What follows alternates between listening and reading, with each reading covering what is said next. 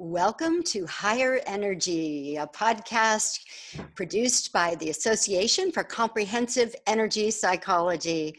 I'm Paula Shaw, your host, and along with my co-host, Bob Schwartz, we are both excited and delighted to be bringing this show to you today. Hey, Bob, how are you? Hi, Paula. I'm doing well. And you're fresh from vacation, aren't you? Fresh from vacation. Yes, ma'am. Did you have a good time, and what'd you do? I was at Cape Cod. Ooh. I was on the beach a lot. It was great. Oh, that sounds fabulous. I'm going on mine next week, and I'll be in the Sierras on a beautiful little lake in a cabin I've been going to for 28 years. Awesome. Yes, can't wait. I also can't wait to introduce our guest today. Nice segue. Thank you, darling. I specialize in nice segues. We have a powerhouse. What was that? That I just ruined. Yeah, that you just ruined. Let's try it again, take two. We have an amazing powerhouse of a guest for you today. Her name is Amikaeyla Gaston, and let me tell you a little bit about her. She's been proclaimed as the purest contemporary voice by NPR. Amikaeyla is a force for change, and I'm telling you, you will know that very clearly as soon as you meet her. She's a cultural arts ambassador for the State Department, as well as a highly sought-after performer and public speaker. If you haven't seen her TED Talk, be sure and check that out. She travels the world today doing expansive work with political refugees, war survivors, and jeopardized populations. She's the founder and executive director for the International Cultural Arts and Healing Sciences Institute. Working in behavioral health arena for the last 25 years, she brings together artists and healers of all forms from all specialties to promote healing and wellness through the arts and activism. So I cannot wait 1 second longer. Ami, please join us. Come on down. Come on down. Yeah. Hi, everybody. Oh my gosh, you all are amazing. I was cracking up and thinking, oh, I want to go to the ocean in Cape Cod, and oh, I want to go to the Sierras. I want to come with you. Stick me in your suitcase. Yeah, Yes, there you go. Too. So people know we've already been talking to you, so we're already pumped up. This is like you're the higher. Talk about higher energy, just hanging around you. It's just like being. Amen. Woo! Shit, the audience is going to think we named the show for Ami. Yay! Praise Java. Yeah. You know, me and coffee are longtime friends. Oh, I love it. I could have probably just done a very simple bio by just saying the queen of higher energy. Here she is. My new moniker. I love it. It's always going to be under my name now. All right. Deal. Oh, I thank think you. it would be really great if, to begin with, for those people out there who don't know you, I think, you know, once they know your story and they see what an amazing being you are and what you have overcome, then it's even more powerful to be in your presence. So will you tell us a little bit about what happened to you? I think it was like 22 years ago. Oh, honey, it was last lifetime. Yeah, this is round two. Yes, thank you so much. It actually has been really an incredible journey, and actually, truthfully, round two of life.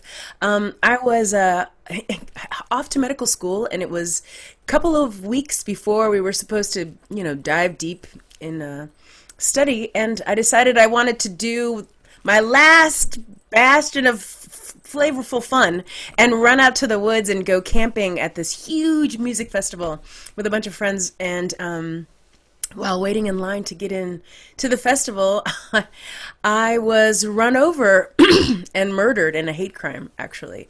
There were 5 gentlemen who decided that they wanted to come out to the woods and they wanted to check out the they said they wanted to check out the dikes, and they wanted to see what was going on in the woods, and they saw me, and I was in a field of flowers, and I was like, oh, I'm a flower child smelling the flowers, and it was all this whole existential moment for me, and they ran me over. And what was really powerful was actually right before I went there, my boyfriend that I was with for a while he was very psychic, and he kept having dreams that I would get run over by this white truck. You're kidding. And no, I'm not. And so when I was in Washington, D.C., living there, I would look down every road for like a white truck. And there's tons of white trucks in D.C. So I was always like, is it that one? Ah! Which white truck is coming for me? Anyway, they were in a white truck. And I remember as I got hit and I was rolling under the truck thinking, I got to remember to tell Mark about this when I get home. That he was absolutely right, absolutely on point. Anyway, while under the truck, I had a near-death experience. I died. I left my body. And you know, the thing that was so powerful about this moment, and I always kind of brush over it because oftentimes you're with people and talking to folk that don't necessarily believe in this whole higher energy thing. But I'm talking to you all, so I can really go into the nuanced detail of You can. leaving your body. So when I was under, what happened was I got hit by a truck. I was rolling under the truck and I got lodged between the wheel and the exhaust pipe. And so I screeched the truck to a halt. And they backed up and they were about to run me over again when the women of the festival surrounded the truck. They started banging on the doors, trying to ask them to get out, and they wouldn't get out because they said they were afraid for their life, which I think is hilarious. But while I was underneath the truck and all that was happening above me, I saw these 3 little sparkly balls they looked like, you know when you take socks out of a dryer and you kind of see the sparks on them because of the static electricity? They looked like 3 little balls in the shape of a pyramid that were just like... And they were pulling this luminescent white gauze off of me. And I knew immediately it was my spirit. And I was like, oh my God, I cannot die under this truck. My mother is going to kill me if I die under this truck tonight. So I remember this movie called Flash Gordon from the 70s. I don't know if you guys remember this dude, Flash Gordon. Oh, yeah. Flash! It was so great. It was such a great movie, and I would watch it all the time. And the part that I loved the most was when they were trying to take this doctor's brain. They were trying to suck his memories out, and he prevented them from doing it by singing songs from his childhood. So I was like, this is how I'm going to prevent my spirit from leaving my body. I'm going to sing songs from my childhood. So I don't know if you remember those commercials where they would like show like 70s classic rock, and they would show all the titles scrolling down the screen. How deep is your love? You know, and you had to like pick one. Well, that was what was happening right now. I would have time to be indecisive. It was not now, but this is what was happening. I couldn't pick. I was like, oh, okay, Yellow Submarine. Oh, I don't know all the words. Okay, no, not that one. So I was scrolling through the lyrics and song titles to any song that was going to hold my spirit in. I couldn't think of anything.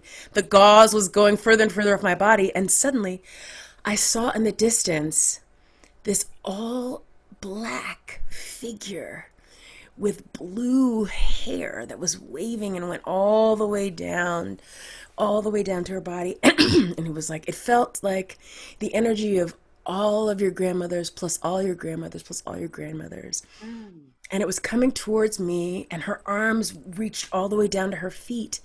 And she came next to me, and she wrapped her arm around me, and she put her head on my shoulder and started stroking my face and saying, just relax, just let go. Just relax, just let go. And I turned to her and I was like, make them put that back. I can't die out here right now. My mom's going to get me. Just relax, just let go. Just relax. And I stopped breathing and I left my body. And you know, they always talk about in near-death experiences, you go to a light of your understanding. So like little kids go to their parents' bedroom light, or if you loved being a lawyer, you went to your office or a doctor or the kitchen or whatever it was. Mine was, my parents, we traveled my whole life, and they would always book a flight at night. And so I would look out the window at the setting sun, and I used to love the big golden orb of the setting sun. And so when I left my body, I started floating towards this huge setting sun above all these clouds. And I remember thinking, oh, this is actually so peaceful. The silence, the pure silence was amazing. And I could feel I was one with everything. I could feel the air coming through my body, like passing through my molecules. Like I felt like I was one with the sky. I was one with the sun. I was one with the clouds. I was one with everything. And I got really peaceful, and I heard this song. Amma from my jail, Amma from my jail. And it was just like this floating harmonic, like amazingness. And I was like, ooh, I'm good. This is fantastic. And then suddenly, like water swirling down a drain, I went back into my body. And it was the first time I took a breath in after my ribs had been crushed into my lungs. And I saw, like, from darkness to light, because my eyes were sealed shut. I don't know if you could see how my eyelid is cut off, and I have like scars all over my body from where I was dragged 86 feet on a gravel road. But I saw it going from dark to light, and I knew that the truck was being lifted off of me. And I was so excited, like, yay, I didn't die. But when they pulled me out from under the truck, they thought my grin was a grimace. And so they were like, Suriname, no, don't go. And so the only way that I could get them to stop yelling at me and making me talk, because I had no lung capacity, I had no air, was to make them laugh. So I would tell jokes. I was like, did you hear the one about the lesbian who tried to cross the road? You're looking at her, ha ha ha, and they'd laugh, and then I could breathe. I could focus, like, take these little tiny hummingbird wisps of air and breath in until finally the ambulance came. But before the ambulance came, I could hear the police officer yelling at the women that there was nothing to see and that they needed to move away and let these boys drive away. And I heard him say to the boys in the truck, who actually was the mayor's son and his buddies who had gotten drunk, he said, go on, babies. One less nigger dyke in the world is fine with me. And that's literally what he said. Oh, yeah, I know. I'm sorry to drop those words, and I know that they're triggering, but that's the reality that we are in still, actually, to this day. And so, when people talk about, the horrors of right now, for some people, some cultures like mine, and for some people who look like me and dress like me, it's not different. It's just been brought to light how hard it is in this country. We're still living at the scene of the crime of hatred for different races, of slavery, of people being, the hierarchy and caste system that still exists in our country today is still very real. But what I wanted to share with this story is not only did I go to the hospital and heal myself, coupled with the doctors, through music, I was able to really enter into a place of understanding forgiveness. They would always send in, I had the team of doctors for the broken bones, and the team of doctors for the punctured, organs, and the team of doctors for the skin that was burnt up, because I was burned on 70%, of my lower body was third-degree burns. So they had to debride me, and they had to do the skin grafts, and they had to do all these things. They also sent the team of doctors that were psychiatrists, which is totally my field of desire and understanding, not just how we think and how we feel, but how we connect energetically with our world and with each other. That's really my yearning, my desire to continue in the growth mindset around that, which is the beauty of this conversation we're having, higher energy, a higher mindset, higher everything. It's the fullness of life exists in those words. And so when the team of psychiatrists came and they were like, talk about your anger towards these guys, I knew that I honestly didn't have any anger with them, because I didn't have time for that.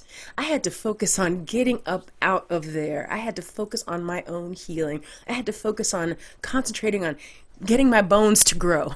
I had to focus on, I had to really go inward and visualize and use all the tools that we all know. I had to use my Reiki tools. I had to call my Reiki master friends. I had to call all the sound healers I knew. I had to call the drummers. I had to call the nuns in Italy. I had to call, and all the people around me knew that this was going to have to be a comprehensive event for all of us to pull together all of our energy and do a massive healing in order for me to be able to get up and walk out of there. Because every day the doctors would come in and say, well, I think we're going to have to amputate both of her legs because, there's all of this, burns. She probably has gangrene and she's never going to walk again. And I would hear them say that. And mind you, and this is another message for everyone to remember, we are agents of our healing. If you take that on truly as a mantra, I knew that I had to participate. And so I, who could only move these two fingers, literally, because everything else was broken and put in traction and wrapped up, I would write on a little pad of paper, talk to me, I am not dead, I can hear you, I'm not getting my legs chopped off, I have a say in this, yeah, maybe tomorrow, not today. And that was my mantra. Maybe tomorrow, but not today.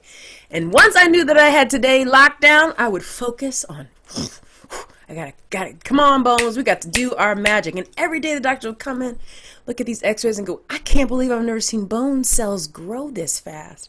Okay, well, maybe we won't have to cut all of your legs off. We'll just cut from the knees down. Maybe tomorrow, not today. It was very intentional, very focused. And the way that I was able to manage my stress and manage my healing and my focus so that I could really be present was I had to have music on at all times. And in memory of the brother who made these CDs, who just passed away, his name is Brother Ah. Brother Ah. I mean, what a fantastic name. He made these CDs called Light of Consciousness from the Womb. And he literally sat in his basement with 2 things of water and just pouring water from one to the other. And he would just go, hey, hey, hey, and you hear the water go bloop, bloop, bloop, bloop, bloop, bloop, bloop, bloop. And it was so soothing and so meditative and put me in such a trance state. Because 3rd degree burns, there is no morphine. There's no medicine that takes away and quells the pain. There's nothing. It's just something that's a scientific fact. And so there were no amount of opiates. There was no amount of anything. It was music. It was the trance sound. I couldn't listen to, hey, baby, what's your name? It wasn't that kind of music. It was definitely water from glass to glass. It was Brother Ah magic. It was harmonic convergence of sounds that got me through. And so when I finally got up and walked out of there, honey, yes, I did. It took a while. It took a good year and change. But I can walk fully. I have all my legs. I have all my everything. Woo, hallelujah. Your lungs seem to be working okay. Yes, they are. Yes, they are. Yes. And, honestly, I knew then, because they were still really trying to get me to process my anger about the boys. And I will be really honest with you. There are days when it's hard to, muster the joie de vivre. It's hard. The world can be hard, but we must carry on. And the way that I choose to carry on is by being in the delicious beauty of now and being in the harmonic humor of it and the cosmic comedy of it all, and really believing that my state of mind and being is more than just for my pleasure. I extend the honey out from me to those around me, and then they activate their inner honey. And then it becomes this kind of ripple effect where everybody's like, yes, let's dance and play right now. Right now. Even if we go back to news, rah, rah, rah, for right now, let's get a drum, let's get a bell, let's get a shaker, and let's enjoy life, because we don't know what tomorrow or even 10 minutes is going to bring. We really don't. And I think that's part of what the work that I do, working with political refugees in all the different places that I've gone, literally all over the world. What I can bring is the activation of their authentic self-expression. So if right now you need to cry and release every teardrop that you have in your body, I am here to hold you in that energy and let you do it and love you all the while and sing to you all the while. I went to Syria, Lebanon, and Jordan on an envoy with Intersections International, and we were doing this project called the Iraqi Refugee Amplification Voice Project. And what happened was we went to this one woman's house. We were going to see different Iraqi refugees, and they were in hiding. When you're a refugee and you are a political prisoner trying to stay out of the limelight. You aren't trying to really have a bunch of cameras in your face and people asking, tell us how you feel about being a refugee. That's not what you're trying to do. But that's what we were there. And, I was with the United Nations High Commission on Refugees, and they really wanted to get a sense of what was going on with the refugees and what we could do to help. And we were sitting with this one woman named Salima, and she was obviously frozen in her PTSD state of fear and just frozen. And she kept saying, I have no memory, only sadness. And so I just started singing to her while everyone was just trying to ask her a million questions. And what about this? And what about that? And can you get your medication? And blah, blah, blah. She had nothing, no affect. She was just gone. You could see her eyes were distant.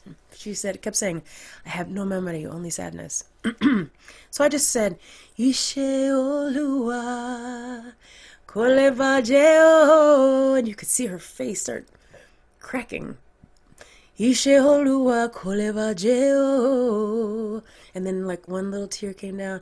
Kolevajeo, Kolevajeo. She had no idea what I was saying. She didn't know what language it was. She just knew that it was this heartfelt lullaby that I was singing to her, showering her with love, showering her with understanding and holding her.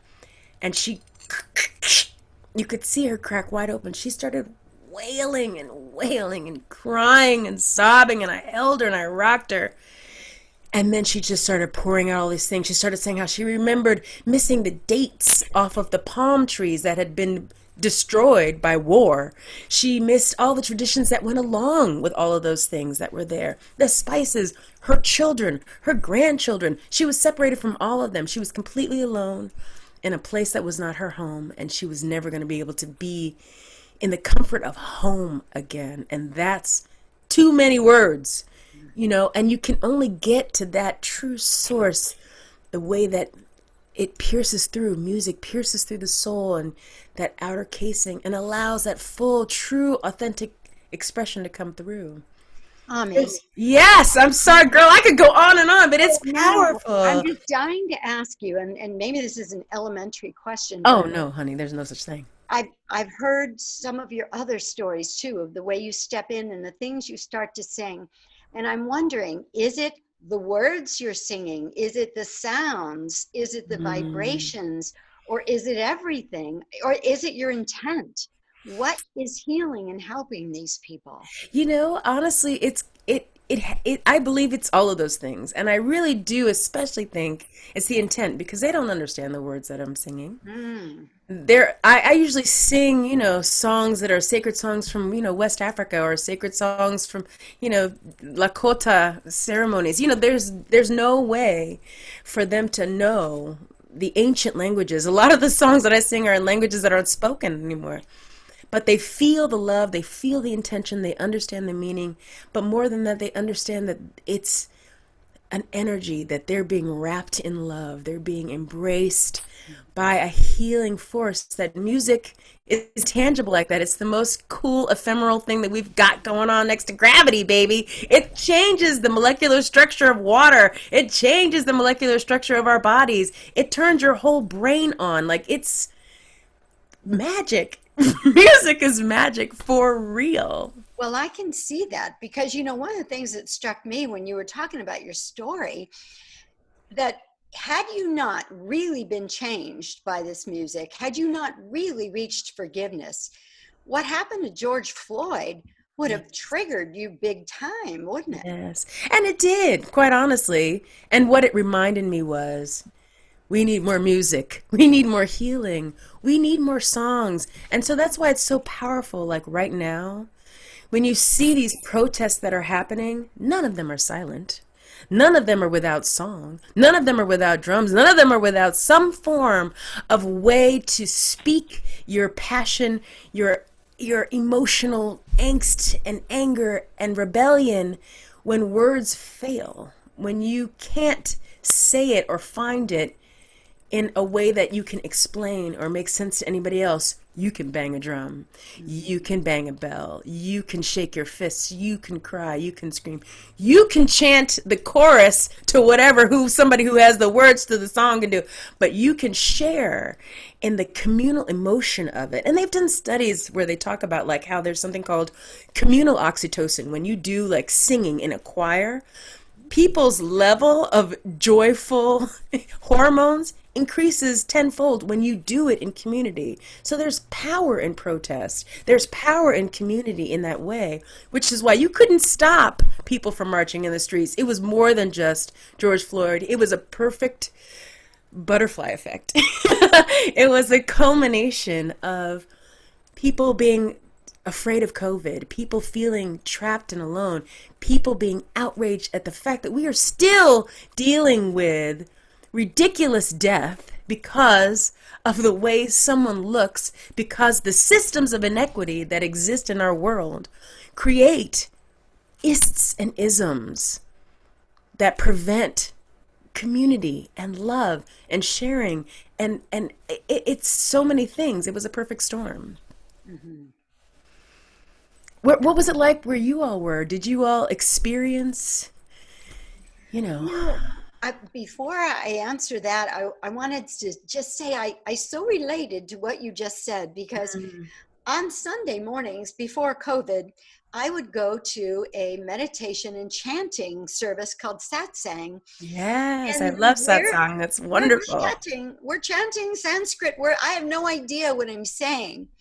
But more than once, I've been reduced to tears and felt such a cleansing or something wonderful happening to me. And Yeah. you're right, I had no idea. That's right, the Guru Gita. I mean, if I wasn't reading the translation of the Guru Gita while I was singing it, I'd be like, I have no idea what it is, but I can feel it. Yeah. Absolutely. Yeah. Absolutely. Yeah. So I didn't walk in any of the protests, even though my heart was with everybody. I didn't either. I know, but I drummed from my front porch. And I was cheering people on for sure in my heart. Yeah, yeah. I don't know what there wasn't actually. There were protests in San Diego. There were actually many of them, but nothing, close by. And I was still very COVID cautious.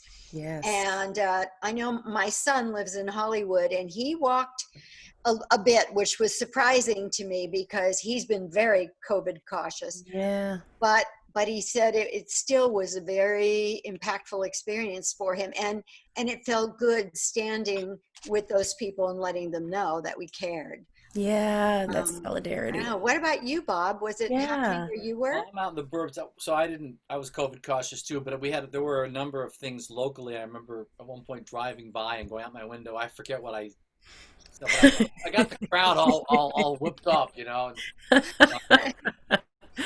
You put your banner in your front window while you were driving, didn't you, Bob? Well, yeah. I've been writing a few things here and there. Yeah, I mean, it's been intense. I wanted to. So I'll tell a little short story, and then which leads into the question. Yay! Perfect. Because I'm really curious about what you can offer folks. So the story is that once upon a time, these reporters went to Ram Dass's house, and Ram Dass, who's a guru, and he brings them in, and he shows them around in these. And they say, "What's that?" And he says, "This is temple." He says, "There's Buddha, there's Jesus, whatever, whoever else is on it." And in the middle of the whole thing, there's a picture of Newt Gingrich. And they're like, "Oh, we got the Buddha, we understand. Why is Newt Gingrich on your? We've got the Newt as well. Why is he on your altar?" And Ram Dass says, "Well, it's easy to love Jesus. It's easy to love Buddha. But you need to love the person that you have a hard time with. That's really where the action's at." And they say, "So you learned to love and forgive Newt Gingrich?" He said, "No, I'm trying." So, so you said yes, you have your rough days, and I think people listening, when they see in your story, is amazing. I'm so inspired by it, and I'm going, how does she? Part of you wants to know, okay, well, obviously if you have near-death experience that transmits something to you, and that's a gift. But that said, you're also saying that you have your moments, Oh and you yes. said it's a choice. Oh And so my yes. question is, what do you do? How do you choose to not Yes. go down? When you're in That a rabbit place hole. where you can't love Newt Gingrich, so to speak, and you need to you don't go down that path of hate. Don't Yeah. listen to hate. That leads to the dark side. Rah, rah, rah. Yeah. You know, No. Yeah, no, that's a great question. Actually, I get asked that question a lot, and it's very, very, very concerted.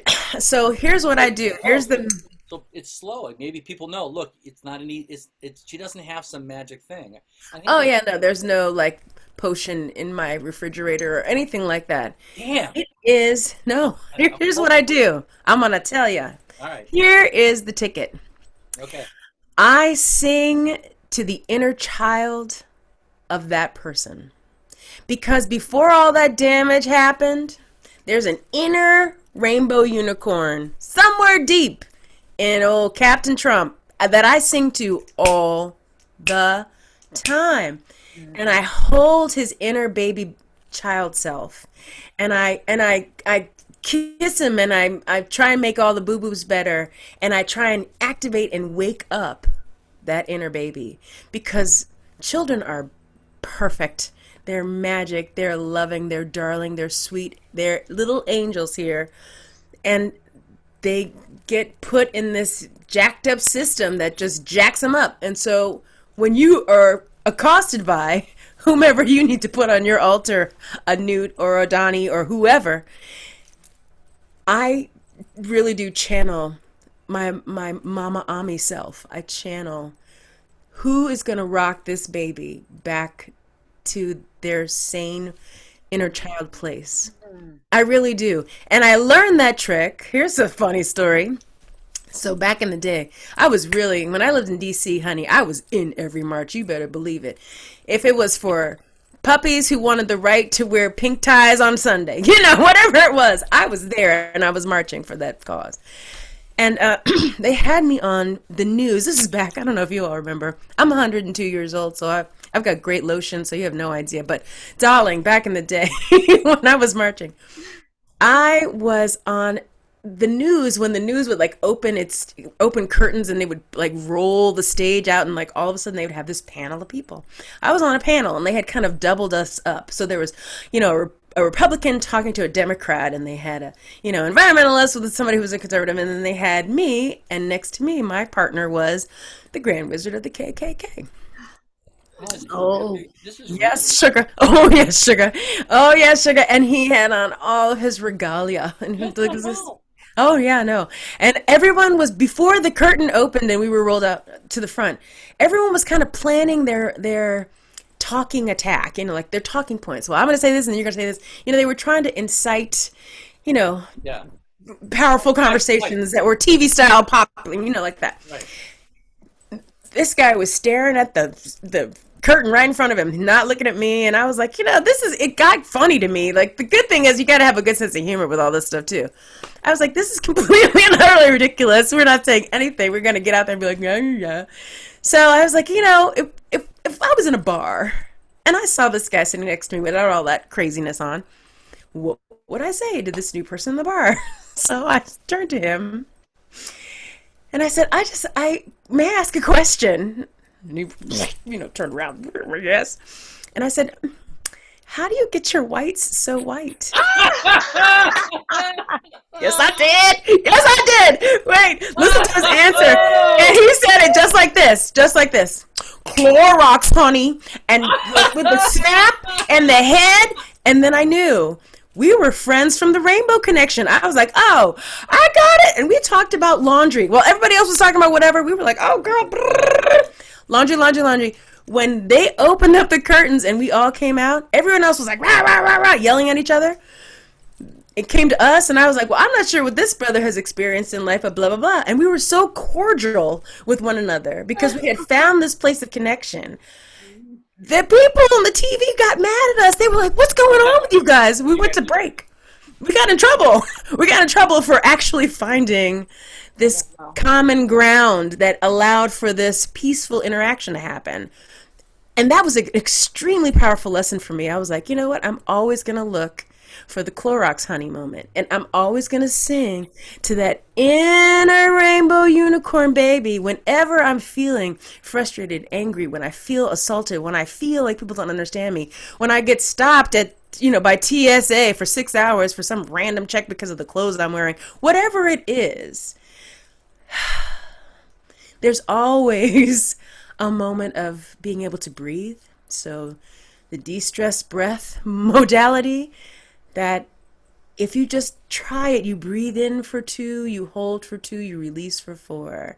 We could do it now. In for 2, hold for 2, out for 4. Brings it way down. You do that a couple times and you start just going, you know what?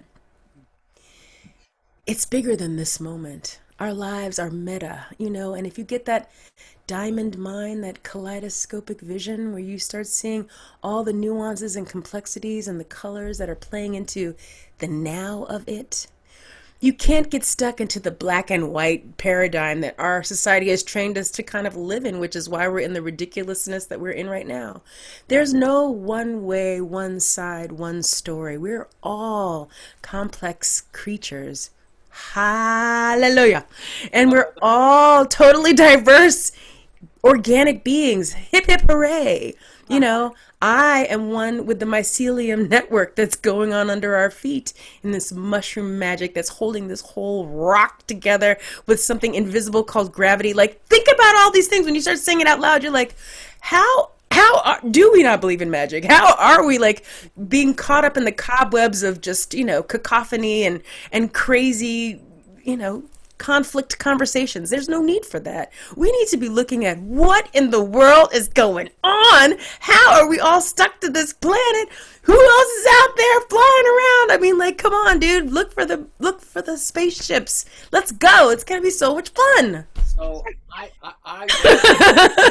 I want to do something because you said I want to, because I have no idea. I forgot to start the clock. I'm sure we're probably near time. But in any Probably. event, so here's the I thing. actually So- did. I did start a clock. Okay, We've so got let's- probably about 5. Oh, do we? Oh, great. So you said something that I think is so important, which, you made a comment about the media saying, getting upset with you for not fighting. And I think it's not just the media, but there's an entire culture about that says, we're supposed to live in this Hobbesian world, and what's wrong with you for with peace and love and all that stuff. Right. So California woo-woo of Yeah. you. Right, exactly. And so there is a whole thing that says that's not possible. But since you've mentioned this really interesting technique, I thought it would be cool if you led everybody watching or listening in exactly the technique. So they should think of, tell me what you think about this, maybe not the hardest person, because that might be too much.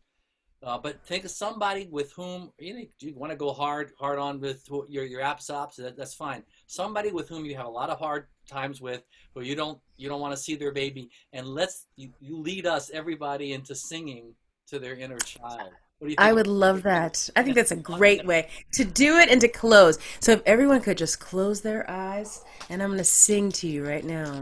But we have to think about the person, right? That's right.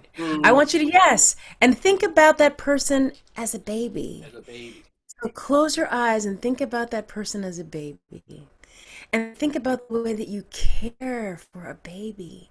You gently wrap a baby in soft things, and you coo and sing to a baby. You speak gently to the baby. You make sure that that baby is comfortable and cooing and happy and fed and has slept well. And you care so, so deeply and purely to the baby. And you sing lullabies. Ishe Olua. Koleba Jeo, and he rocked the baby. Ishe Olua, Koleba Jeo, Koleba Jeo, Koleba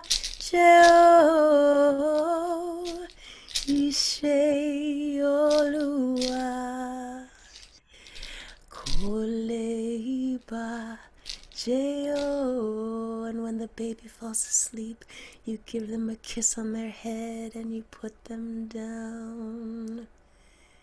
And that is how you make peace with someone who gives you agita, with someone who makes you feel unrest.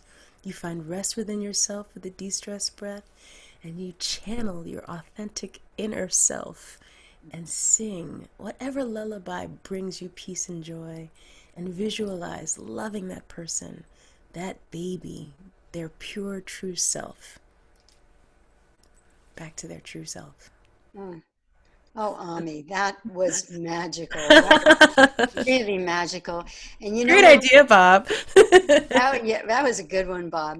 What occurs to me too, before we let you go, if people want to know more about you or want to reach out to you, what is your contact information? How will they do Oh, that? thank you so much.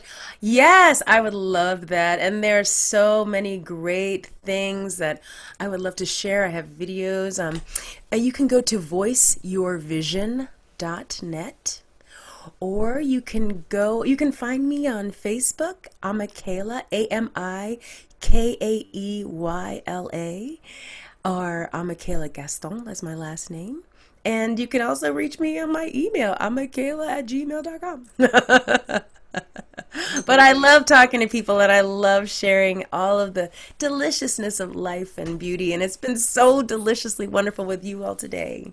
Oh, and we are totally It was blessed to have totally been able to Hmm. spend great. time with you. Thank you so much, dear. Thank you. I will be sharing this show with everybody. Yay, me too.